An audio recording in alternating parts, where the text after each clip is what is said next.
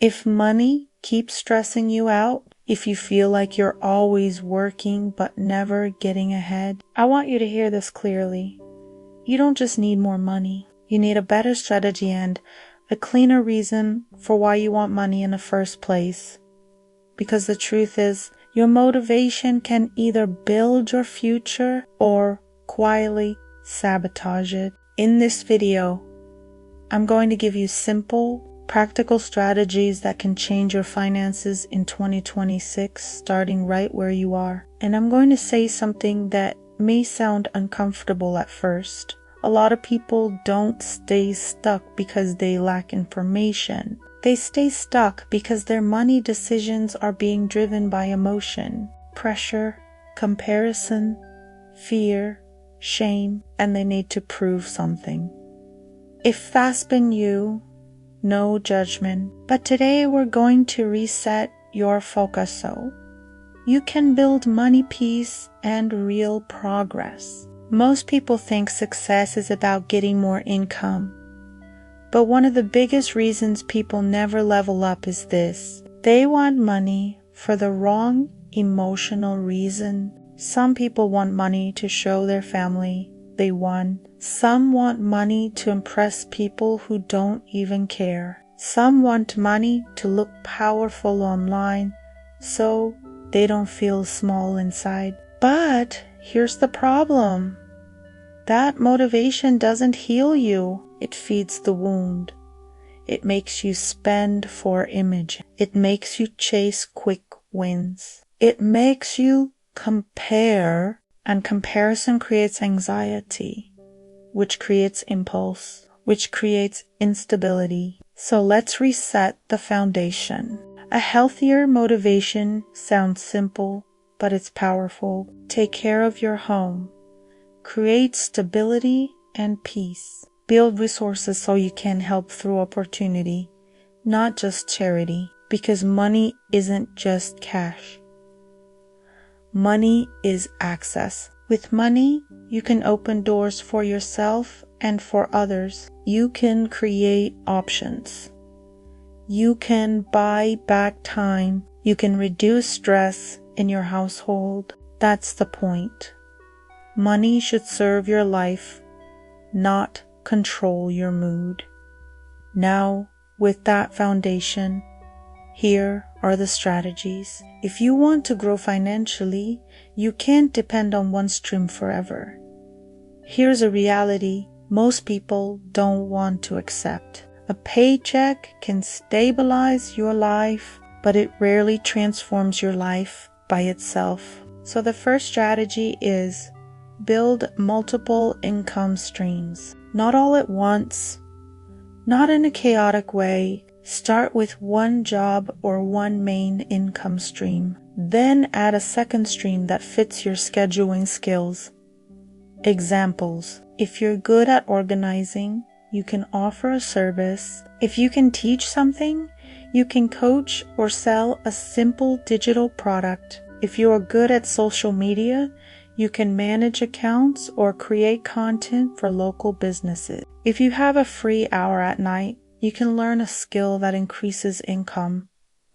The key isn't doing everything. The key is doing one extra thing consistently until it becomes real income. Once income increases, most people make the same mistake. They increase lifestyle immediately. They reward themselves before they stabilize themselves.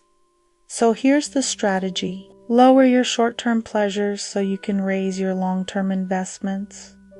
That doesn't mean you can't enjoy life. It means you stop letting impulses steal your future. You can invest in many ways: learning, skills, building a small business, saving an emergency buffer, investing in assets over time. The goal is simple. Create space between what you earn and what you spend, because that space becomes your freedom. Now let's talk about something practical that changes everything. The money jar method. Here's what happens to most people. They work hard, try to save, try to invest, and then a dream shows up. A trip, a car, a big purchase, and they take money from the progress they worked so hard to build. So the rule is never fund a desire with the money that's building your future. Instead, create a separate money jar. A money jar is simple. It's new money for a new desire. Most people don't realize this, but money has a cycle. And if you don't break the emotional part of the cycle, you'll repeat the same level no matter how hard you work. Here's the cycle: stress, impulse, regret, shame, avoidance, repeat. You feel stressed, so you spend to feel relief. Then you regret it, feel shame, avoid looking at your numbers. And because you avoid it, the stress comes back stronger. So the goal isn't just make more money. The goal is to stop using money as emotional medicine. Because when you stop bleeding emotionally, your finances finally have room to grow. Let me give you a simple practice that changes everything. A 10-minute money piece check-in once a week. Not a budget marathon. Not a complicated spreadsheet. Just 10 minutes where you sit down and ask 3 questions.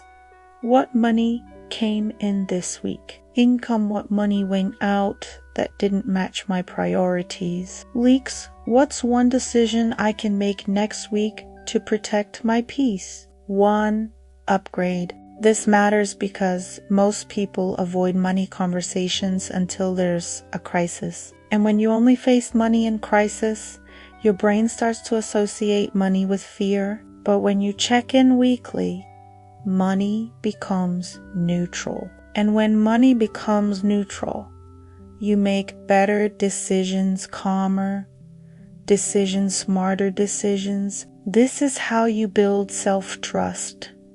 Small, consistent actions. I am breaking the cycle.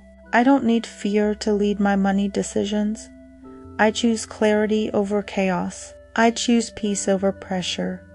I am learning to show up for my future. I am building self-trust, one small promise at a time. I can earn more, and I can keep more. I can grow without rushing. My money is a tool, not my identity. My worth is not my bank account. I release shame and I choose wisdom. Today, I take 1 step. This week, I stay consistent. This year, I build money peace. So if you want something big, don't break your progress. Create a small plan to generate extra income specifically for that goal, even if it's just a weekend gig. Selling something you don't use, a short project, a small service you can offer. That way your dream doesn't destroy your stability. Your dream has its own lane. Here's the shift that makes all of this work. Money isn't meant to be stored in fear. It's meant to be managed with wisdom, not wasted, not hidden, not obsessed over. When you build income streams, when you lower emotional spending, when you invest consistently, you're not just changing your bank account, you're changing your identity. You become the kind of person who leads your life with intention. If this message spoke to you, here's what I want you to do. Comment, "I'm building money peace," and tell me, what's your number 1 focus right now? Income, spending, or investing? And subscribe to Healing of Emotions Financial, because we're not just talking about money, we're healing the emotional patterns that control money. Homework: 5 minutes today. Write down 2 income streams you could realistically build in the next 90 days. Choose 1 pleasure you'll reduce for 30 days, small but real. Create 1 money jar goal. Goal _ amount _ deadline _ extra income action this week Underscore, you don't need to change everything overnight. You just need to start with one decision and stay consistent